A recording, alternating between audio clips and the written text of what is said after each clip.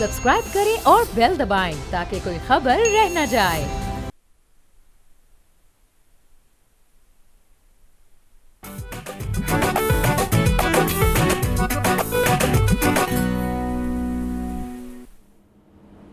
अस्सलाम वालेकुम, बोलो जनाब, मैं बहुत बहुत खुश आमदीद। मैं हूं असद निज़ामी, मेरे साथ हैं अली आफ्ताब। सर क्या हाल है? सर हाल बिल्कुल ठीक है। साल का इख्तिताम होने को है तो तमाम सोशल मीडिया प्लेटफॉर्म्स की लिस्ट्स आनी शुरू हो गई हैं। कौन स्पॉटिफाई पर क्या सुनता रहा है, कौन यूट्यूब पर क्या देखता रहा है।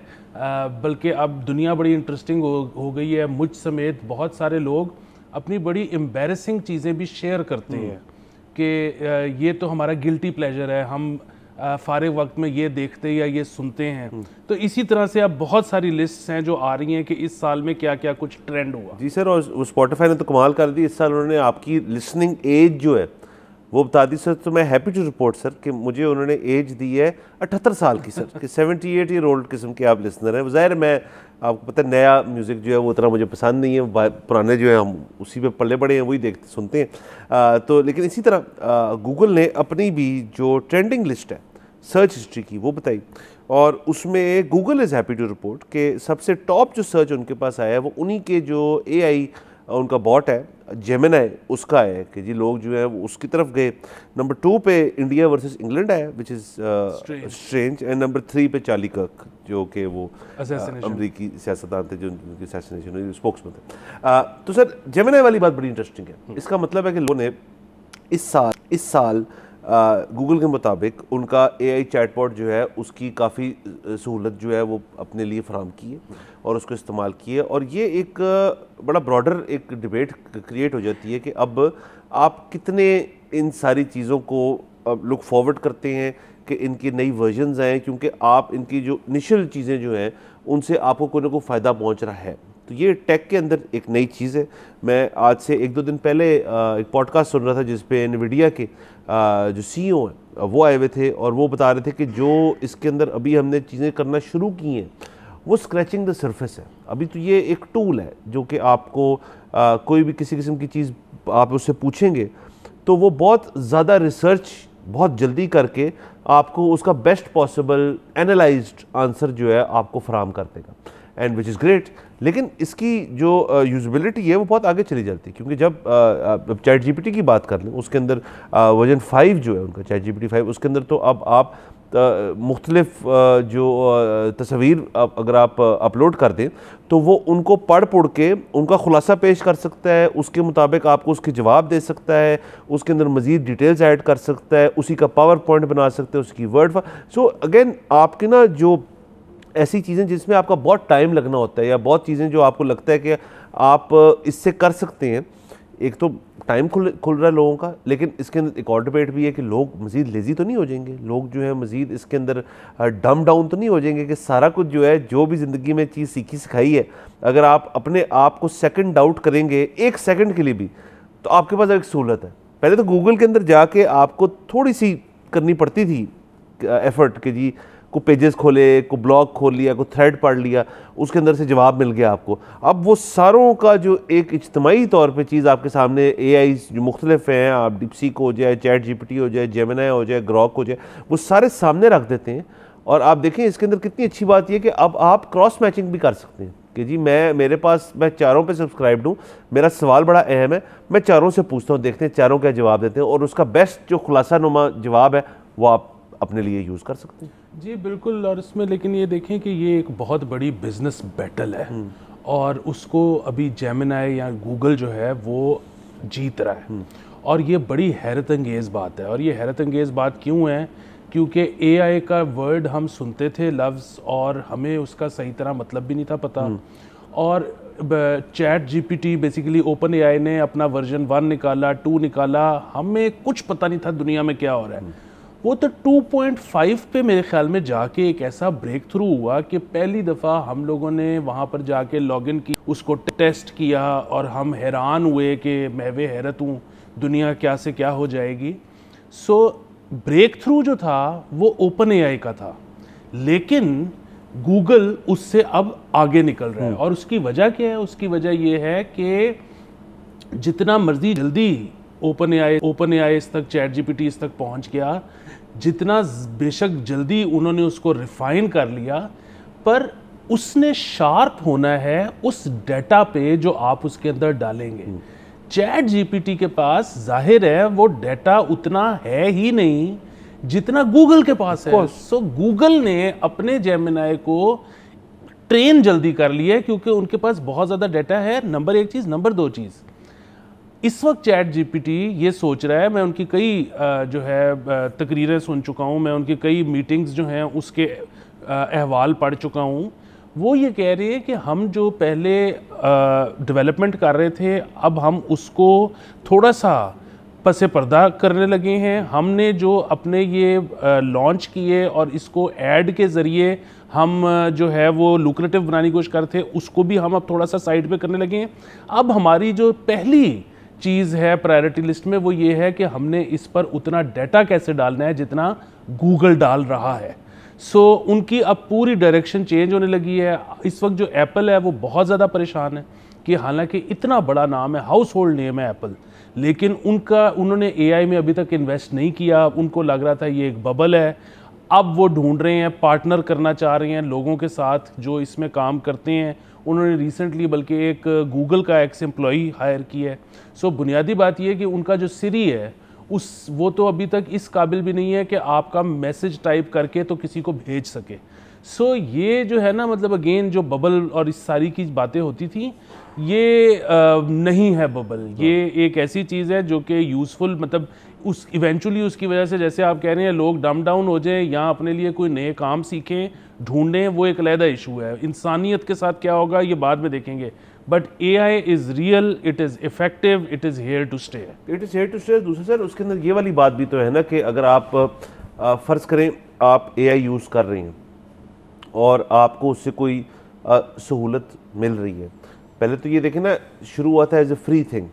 अब वो हर किस्म की टेक्नोलॉजिकल एडवांसमेंट जो होती है वो शुरू में जब आती है तो उसमें जितना पैसा लगा होता है, जितना पैसा लगना है वो बहुत ज़्यादा होता है, और फिर वो उसका कंज्यूमर प्रोडक्ट जो है वो बनता है, तैयार होता है, और वो भी महंगा होता है। ये भी इतने को सस्ते प्लेटफॉर्म्स नहीं है उस तरह से, मतलब हर शख्स इनको अफोर्ड नहीं कर सकता इनकी फुल कैपेबिलिटी एनालाइज करने के लिए। लेकिन वो अगर आप पैसे रखते हैं उतने और आप महीने भर दे सकते हैं उनको, तो वो आप ज़रूर करें, and you can have a lot of useful aspects to it.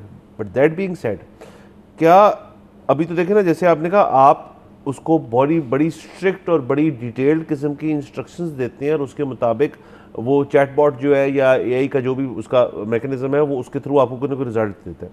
लेकिन असल में तो AI का मकसद ये है कि वो अपने मतलब मसनूई किस्म की जो सोच इंटेलिजेंस है उसके थ्रू वो आपकी प्रिडिक्टिवनेस भी बना ले, वो आपको प्रोफाइल कर ले, वो आपकी तमाम तर चीज़ें जो हैं उनको आपकी ज़िंदगी में आसान कर ले। मतलब जो हमने फिल्मों में देखा और बाकी चीज़ों में देखा है कि एक दिन आएगा कि मतलब आपका घर पूरा वो चला रहा होगा या आपकी डेली स्केड्यूल्स वो रख रहा होगा या आपका पर्सनल असिस्टेंट बन जाएगा AI जो है।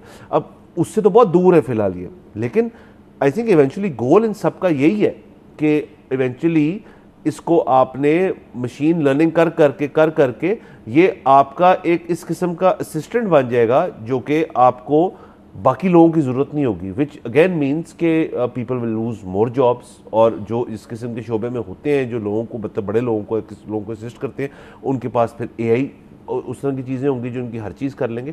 वैसे भी देखें ना सर कि हार्डवेयर मीट सॉफ्टवेयर वाली चीज़ जो है वो तो हम इतने सालों से देख रहे हैं कि जिधर हम देखते हैं कि जी अगर आपके पास इतना हार्डवेयर होगा, हर बंदे के हाथ में फ़ोन जो था वो आज से 20 साल पहले एक नोशन थी कि जी हर बंदे के हाथ में स्मार्टफोन तो नहीं आ सकता ना।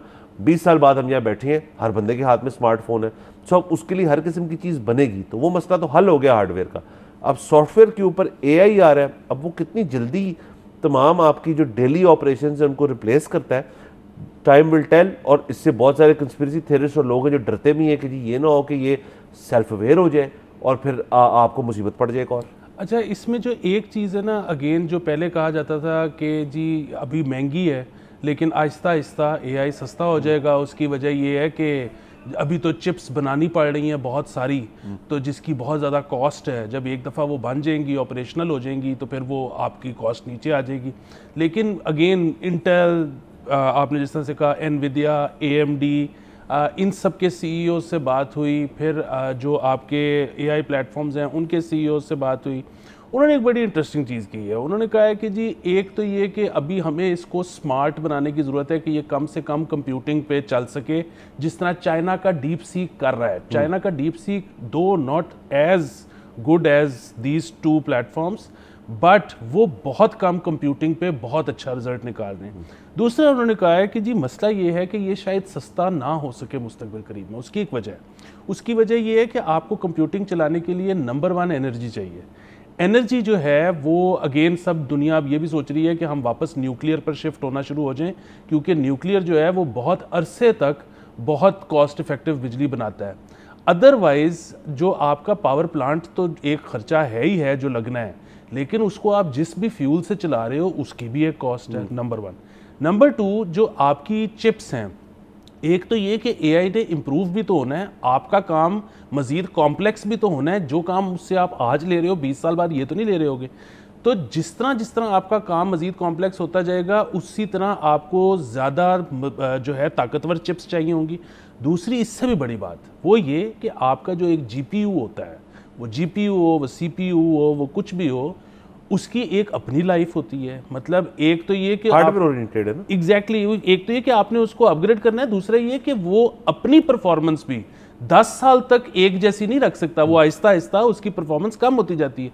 सो ये जो एक प्रेशर है to build more chips, to build more powerhouses, to build the whole infrastructure around it, ये शायद अब चलता रहेगा, जिसकी वजह से मुस्तकबिल करीब में इसके सस्ते होने के चांसेस नहीं है। एक तो सस्ता भी नहीं होगा सर, दूसरा देखें कि अब वो पहले जो थी ना कहानी, वो थी कि जी आप याद करेंगे जो लैपटॉप्स आते थे शुरू में, उनकी जो सेल्स पिच होती थी, जो बंदा बेचता था आपको, वो कहते थे इसमें रैम इतनी है और स्टोरेज इतनी है। स्टोरेज उसमें 250 GB से शुरू होकर 1 टेराबाइट तक चलेगी, अब 2 टेराबाइट तक चलेगी। अब वो लोगों का मसला नहीं है, क्योंकि लोगों ने क्लाउड सर्विसेज ली हुई हैं कि लोग कहते हैं यार हम अपने लैपटॉप पे कुछ रखते ही नहीं है, वो क्लाउड पे पड़ा होता है, जब हमें चाहिए होता है वो निकल आता है। ये क्यों मुमकिन हुआ? क्योंकि इंटरनेट तेज़ हो गया। इंटरनेट हर वक्त आपके पास है, हर जगह आपके पास मौजूद है। ये कॉस्ट जो है इसकी कम होगी। मतलब अब जो लैपटॉप्स आ रहे हैं, अब तो मतलब 128 से शुरू होकर 256, मतलब हार्डली कोई शख्स ऐसा होता है जो कहता है यार कि मुझे ना 1 टेराबाइट वाली हार्ड चाहिए, क्योंकि मैंने लैपटॉप के अंदर ही सारा कुछ रखना है। उसके अलावा रैम, यस, बट रैम्स बेहतर हो गई हैं। उसके अंदर आपने जो पुराने ज़माने की होती थी, मतलब वो 1 GB भी नहीं होती थी, 2 GB भी नहीं होती। मुझे तो याद है एक ज़माने में 128 किलोबाइट 512 की भी रैम आती थी, अब 2-2, 3-3, अब 16-16 GB जो रैम जो है वो तो फ़ोनों में आना शुरू हो गई है। सो बेसिकली उन्होंने फॉर्म फैक्टर कम किया रैम का और उसको डालना शुरू कर दिया। तो ये सारे मसले आपके स्टोरेज वाले मसले जो है वो इफेक्टिवली आपके हल है। तो सारी कहानी सर जब जो है वो है ही इस चीज़ पे कि सॉफ्टवेयर क्या करेंगे। सर मुझे इस वक्त एज वी सिट मेरा जो यूजेज है ऑफ माई फ़ोन, उसके अंदर 4-5 सब्सक्रिप्शंस चल रही हैं, जो अमाउंट करते एक खासे पैसे महीने का बन जाता है। एक महीने का आपका खर्चा है। तो आप जो यूटिलिटी बिल्स है ना अपने, उसके अंदर जो बिजली डालते हैं आप, उसके अंदर इंटरनेट डाल लें, पानी गैस सब कुछ डाल लें, उसके अंदर ये भी डालें। और मैं अभी इसके अंदर जो आपकी स्ट्रीमिंग सर्विसेज की सब्सक्रिप्शंस हैं वो नहीं डाल रहे इसके, ये तो आपकी ऐप्स की सब्सक्रिप्शंस हैं। कोई अखबारात होंगे, कुछ सेफ्टी की चीज़ें होंगी, सिक्योरिटी के लिए कुछ चैट GPT नुमा चीज़ होगी।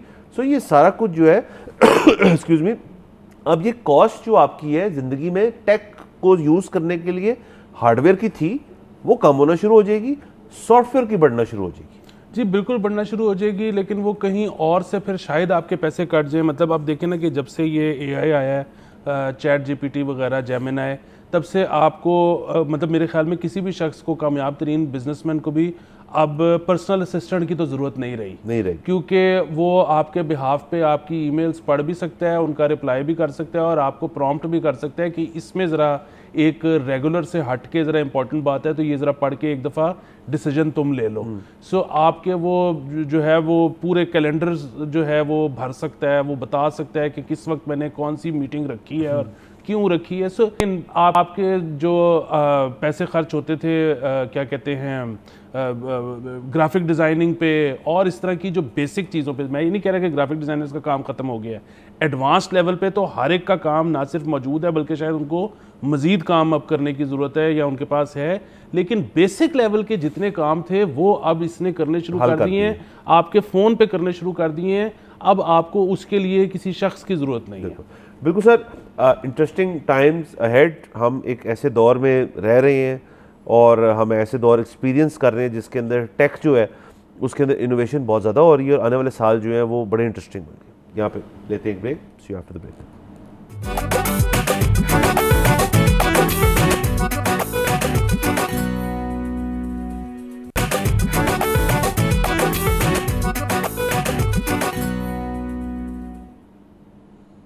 Welcome back from the break. आप देख रहे हैं बोलो जनाब। सर आगे चलते हैं और सर अब जो हम खबर करने चाह रहे हैं वो बड़ी अहम खबर है, बहुत ज़रूरी है। और मैं सर इस खबर को करने से पहले सर दो और मुल्क हमें जाना पड़ेगा, अमेरिका और ऑस्ट्रेलिया। उसकी वजह यह सर कि जो गन कंट्रोल और गन वायलेंस और एक असले की फरहमी जो है किसी शहरी को, उसके अंदर जितनी कॉन्वर्सेशन इस मौजू पे अमेरिका में हुई और किसी मुल्क में आज तक नहीं हुई, क्योंकि उनका सेकंड अमेंडमेंट राइट है, राइट टू बेयर आर्म्स है उनके पास। कुछ स्टेट्स जो है इसके अंदर बहुत तनकीद करते हैं, बड़ी स्क्रूटनी करते हैं, असला नहीं फराम करते। कुछ स्टेट्स जिनमें आप किसी शॉपिंग मॉल में चले जाए तो वहाँ आपको असला फराम हो जाएगा। यूएसए तो इस तरफ है, ऑस्ट्रेलिया भी ऐसा होता था। ऑस्ट्रेलिया ने अलबत्ता एक ऐसी चीज़ की जो अब मुझे लग रहा है पंजाब गवर्नमेंट एक हद तक करने की कोशिश कर रही है कि उन्होंने असले के ऊपर एक पाबंदी आयद कर दी। ऑस्ट्रेलिया में बहुत बड़ी मैच शूटिंग हुई थी, ये मैं आपको 90s की बात कर रहा हूँ, और उसके बाद वहाँ पे बड़े उनका क्राइम रेट जो था और गन वायलेंस जो था बहुत अरूज पे था। उन्होंने, हुकूमत ने, उस वक्त के उनके प्राइम मिनिस्टर ने ये एक कानून बना दिया कि जी आपके पास ये डेट है, इस डेट तक आपके पास जो भी असला है वो आप जमा कराएं हमारी हुकूमत के पास, हम जो मर्ज़ी करें उसके साथ, और अगर आपने ना करें तो बड़ी सख्त सज़ाएँ होंगी आप लोगों को। तो बहुत सारे लोगों ने जमा करा दिया। वो दिन आज के दिन है। ऑस्ट्रेलिया का जो आप गन का जो है वायलेंस जो है रेट जो है देख लें और उसको कंपेयर कर लें यूएस के साथ, तो ज़मीन आसमान का फ़र्क है। तो इसका मतलब है ये चीज़ काम करती है कि लोगों को डिसआर्म करते हैं। पंजाब गवर्नमेंट सर कहती है कि जो गैर कानूनी असला है और उससे सूबे को बिल्कुल हमने पाक करना है। इस मनसूबे के ऊपर जो है सर बेसिकली एक लीगल फ्रेमवर्क जो है वो तैयार हो चुका है, उसकी ड्राफ्ट तैयार है। और जो गैर कानूनी असला रखता है उनको बेसिकली अब मेरे ख्याल में 15 रोज़ का टाइम दिया जाएगा इस चीज़ को पास होने के बाद कि वो अपना गैर कानूनी असला जो है वो जमा करा दें। ज़ाहिर है अगर 15 दिन के अंदर करा देंगे तो उनके ऊपर उस किस्म की कार्रवाई नहीं होगी कि गैर कानूनी असला आपके पास था क्यों। तो ये एक सॉर्ट ऑफ एन एमनेस्टी आप समझ लें असले के ऊपर है। तो उन्होंने जमा करा दिया, गवर्नमेंट उसके बाद जो मर्जी करे उस असले के साथ, whatever it wants to do, but आप डिसआर्म कर रहे हैं लोगों को, गैर कानूनी असला रखें। अब जो कानूनी असला है उसके ऊपर तो हमें सर पता है कि उसकी ख़रीदारी, उसकी लाइसेंसिंग और उसके ऊपर रख के उस वेपन को आपने मूविंग अराउंड करने के ऊपर वैसे भी इस मुल्क के अंदर एक बड़ी सख्त पाबंदी है और बड़े कवानीन है। लेकिन हम आए दिन देखते हैं, मैंने आज सुबह ही ट्विटर के ऊपर देखा है कि एक शख्स जो था किसी गांव के अंदर किसी ट्रक ड्राइवर के ऊपर, खुद गाड़ी में थे, ट्रक ड्राइवर में थे, उनका कोई मसला हुआ, क्लैशन को पकड़ के उसको थ्रेटन कर रहे हैं। ये हमने देखी। ऐसी आए दिन वीडियोज़ आती हैं। असला जो है, आप और मैं जब इस शहर में, लाहौर शहर में ट्रैवल करते हैं, आप कराची में कर लें, इस्लामाबाद में कहीं भी कर लें, तो जो डबल कैबिन आपकी वो डाले होते हैं उनके पीछे लोग जो हैं वो असला ऐसे लेके बैठे होते हैं। अब किसी को नहीं पता वो लाइसेंस्ड है, अनलाइसेंस्ड है, सेफ्टी है के लिए रखा हुआ है, क्यों रखा हुआ है, हुकूमत ने आपको इजाज़त दी है, नहीं दी। तो इसलिए जैसे मैंने शुरू में कहा ये इशू बड़ा सीरियस है और पंजाब गवर्नमेंट इस तरफ अपना उन्होंने एक किया है, ध्यान डाला है, तो मुझे इस चीज़ से खुशी है।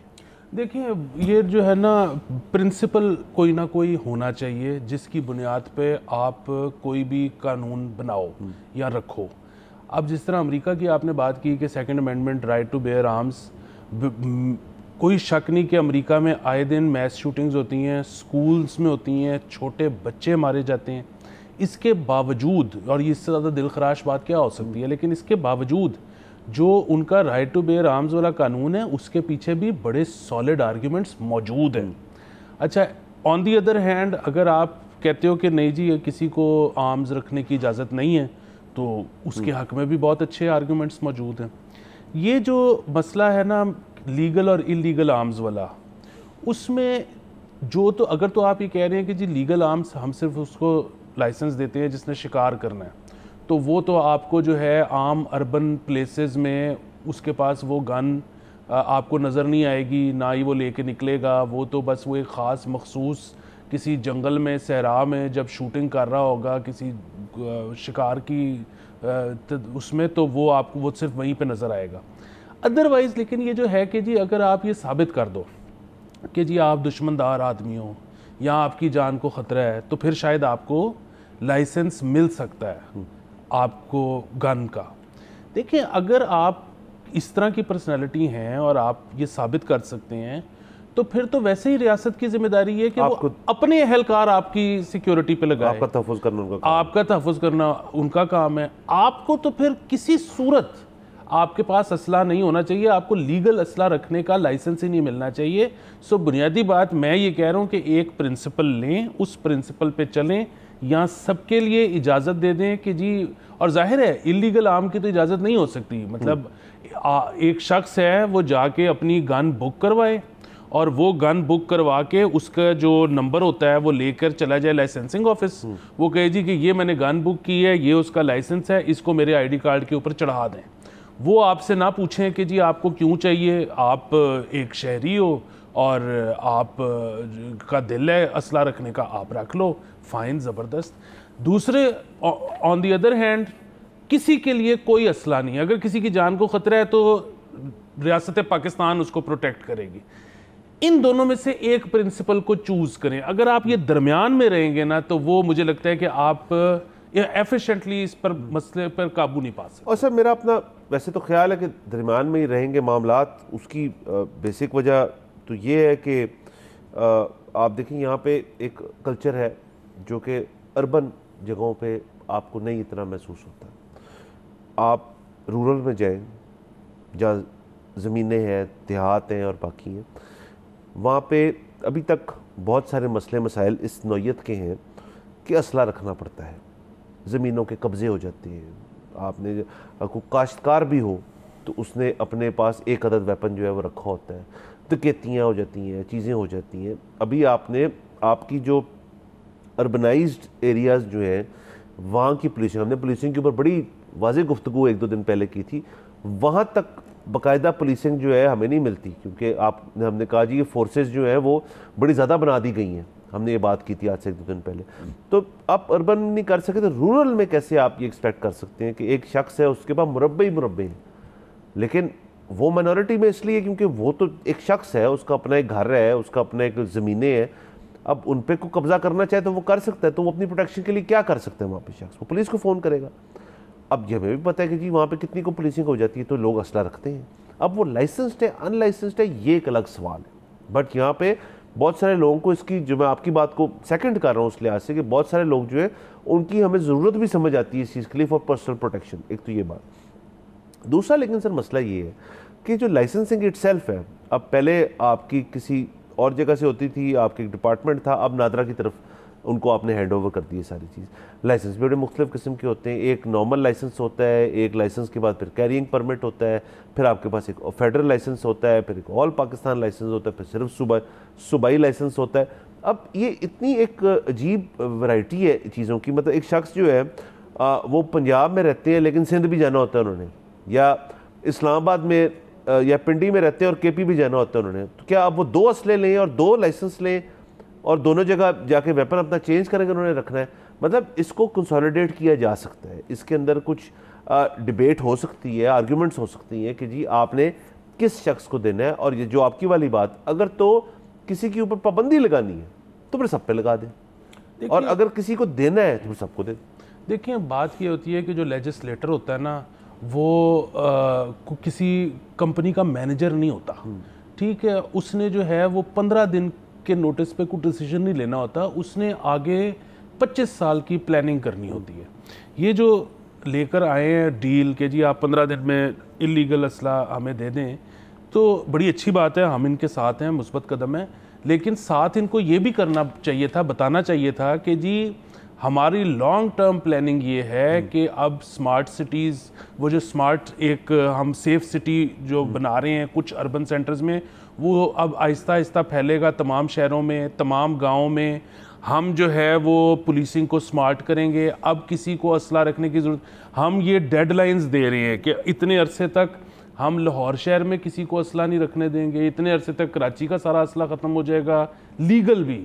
और इस तरह करके हम पैन आउट करेंगे और पूरा जो मुल्क है वो इतने सालों बाद बिल्कुल असलहा फ्री हो जाएगा, अगर ये इनका प्लान है। वरना फिर ये आके कहें कि जी ये क्या बात हुई कि सिर्फ अमीरों के पास, जागीरदारों के पास असला है, कल से आप अपनी गली के करियाने की स्टोर पे जाएं और जाके अपना रिवॉल्वर खरीद लें।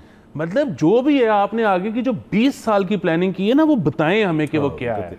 अगेन उसके अंदर सर ये अगेन वही वाली चीज़ है कि जी एक को वाक़यात हुए हैं, असला बहुत ज़्यादा हो गया मार्केट में, इस चीज़ की निशानदेही हुई है, इकदाम लिए जा रहे हैं। हैपहैज़र्ड स्टॉप गैप है। आप और हमेशा क्या बात करते हैं, स्टॉप गैप करें बट उसके बाद लॉन्ग टर्म पे जाए। यहाँ भी हम यही बात करें। जब जाते हैं ब्रेक के ऊपर, लेट्स टेक ब्रेक।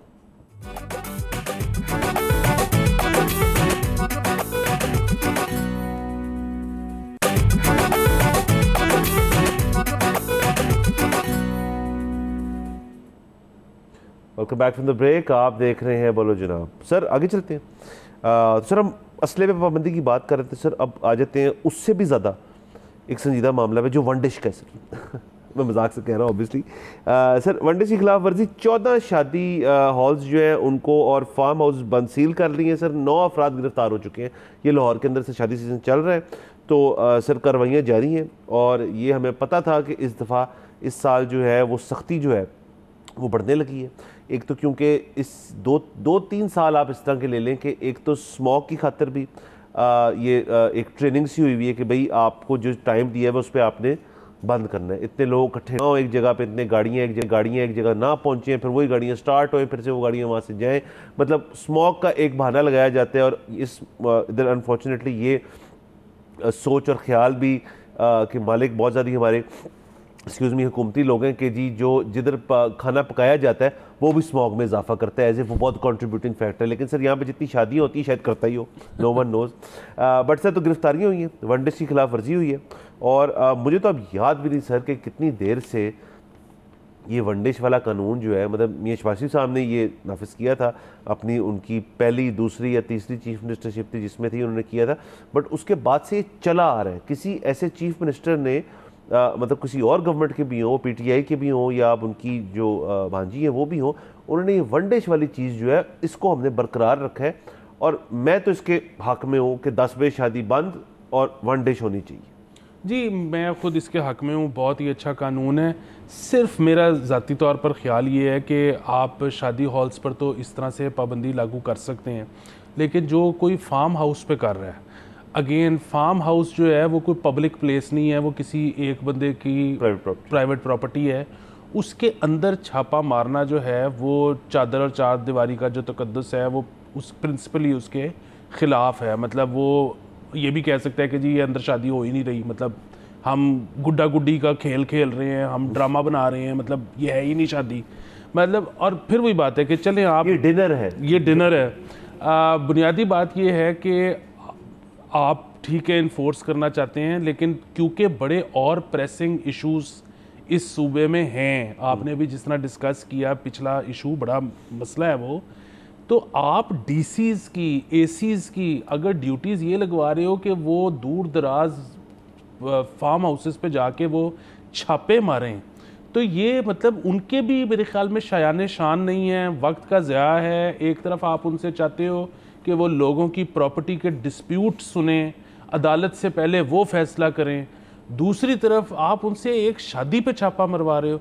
तो मुझे जो है ना लगता है कि ये उनका टाइम इससे बेहतर चीज़ों पे इन्वेस्ट किया जा सकता है।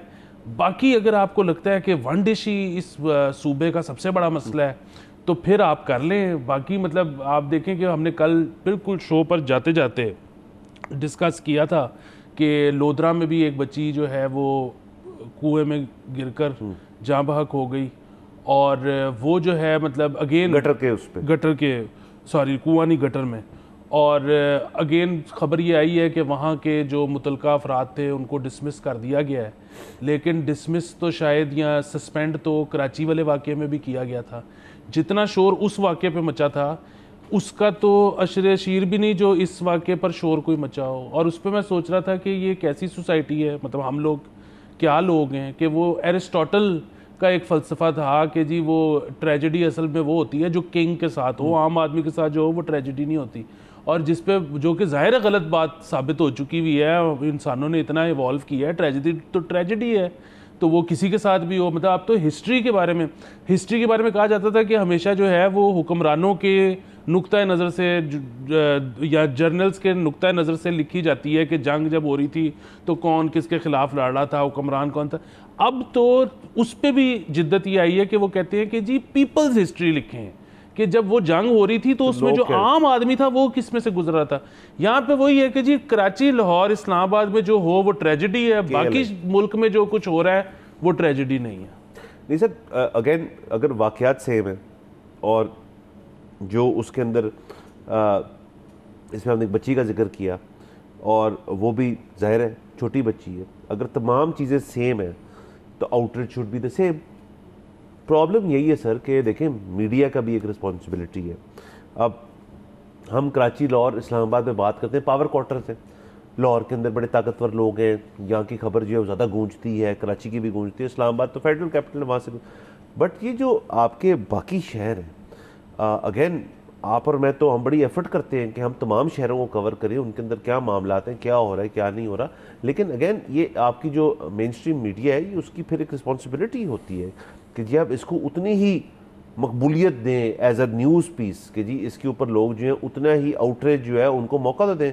देखिए लोगों ने सर अपनी सोशल्स पे वो चीज़ शेयर करनी है जो कि एक तो उनकी होगी यार कि हम इसको शेयर कर दें क्योंकि हमारा पर्सनली ना एक बनता है कि हम इससे बड़े मुतासर हुए इस खबर से। दूसरा लोगों का, ज़्यादातर लोगों को ये होता है कि यार शेयर करेंगे तो हमें भी तो व्यू पड़ेगा इसके ऊपर। अब वो लोधरा की खबर जो है वो शायद उनके लिए इतनी वो मायने ना रखे, बट कराची की रखेगी। कराची में शायद ज़्यादा मोबाइल फ़ोन यूज़र्स हैं, कराची से उस इलाके के अंदर ज़्यादा लोग रहते हैं, तो ये ट्रेंड जो है ये चेंज करना चाहिए, इसके अंदर इक्वलाइजेशन आनी चाहिए। बिल्कुल, आप इसीलिए देखें ज़्यादातर टीवी तज्जियाकार जो हम जैसे हैं उनके जो इलेक्शन से पहले तज्जिए होते हैं, जो उनके गेस्ट वर्क होता है, वो अक्सर इलेक्शंस में गलत साबित हो जाता है। और वो गलत इसीलिए साबित हो जाता है कि हम लोग लाहौर, कराची और इस्लामाबाद के अवाम की पल्स देखते हैं और फैसला दे देते हैं कि इन इलेक्शंस में ये होने जा रहा है। प्रॉब्लम ये है कि इस मुल्क में इन 3 शहरों के अलावा भी आबादी बसती है बहुत ज़्यादा, तो वो हमें तो पता ही नहीं कि उधर क्या हो रहा है, हम इन 3 शहरों से निकलते ही नहीं। सो यहाँ पर बिल्कुल आपने ठीक कहा है कि सहाफ़ी बहुत बड़ी जिम्मेदारी है इनके ऊपर, अगर इस कल्चर को बदलना है। अवाम खुद, क्योंकि अवाम पे पहले शायद इतनी जिम्मेदारी ना होती, अब हर शख्स सिटीज़न जर्नलिस्ट है, अब हर शख्स पब्लिशर है। देखें आप एक प्लेटफॉर्म पे हैं, उसके ऊपर जो भी आप लिखते हैं वो आप पब्लिश कर देते हैं। तो अब जो है ना, मतलब अवाम के ऊपर जिम्मेदारी पहले से बहुत ज़्यादा है।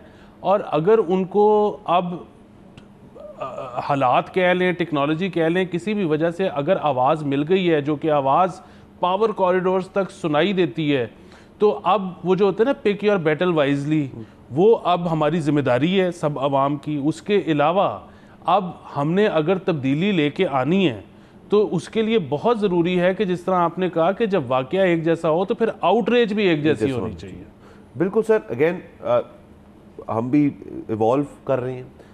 पाकिस्तान का मैं हमेशा कहता हूँ कि एक अनोमली है। अगर आप मीडिया इंडस्ट्री की बात करें, हम तो बड़े साल प्रिंट ओरिएंटेड रहे, फिर यहाँ पे रेडियो भी था, टेलीविज़न 70s में आया, उसके बाद वो पब्लिक टेलीविज़न था, 2000s के बाद जाके तो यहाँ पे प्राइवेट टेलीविज़न आया। एंड उसके बाद ये 25 साल की हमारी एक हिस्ट्री है जिसमें आपके पास तीनों फॉर्मेट्स को एग्जिस्ट कर रहे थे, कन्वर्जेंस जिसे कहते हैं आप।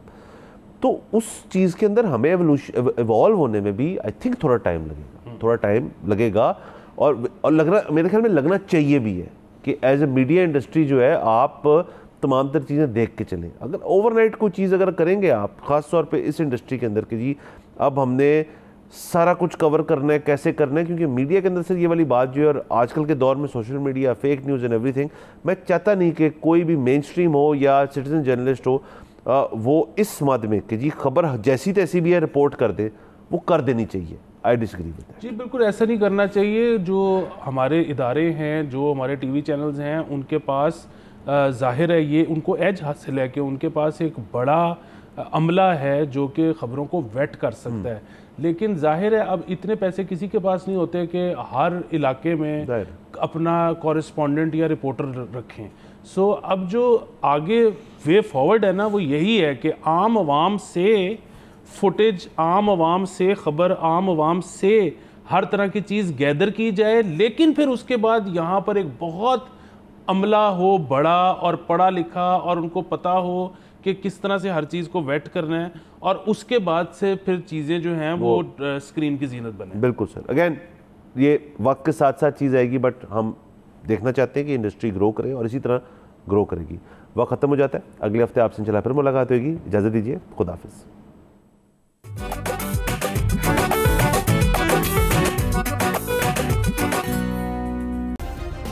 सब्सक्राइब करें और बेल दबाएं ताकि कोई खबर रह न जाए।